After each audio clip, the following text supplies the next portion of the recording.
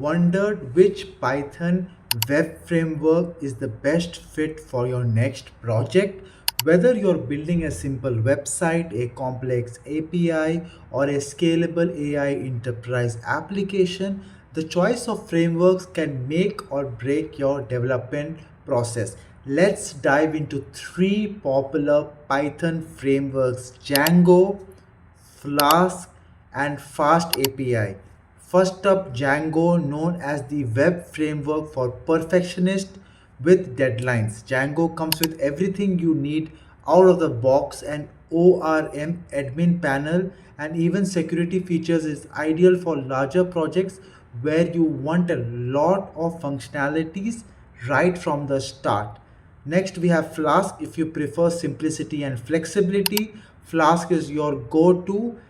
It is lightweight, giving you the freedom to pick and choose the components you need, perfect for microservices or smaller application. Finally, the Fast API, the new kid on the block that make waves with its speed and ease of use. Fast API is built on the modern Python features like type-ins, making it a great choice for building high-performance APIs with asynchronous component.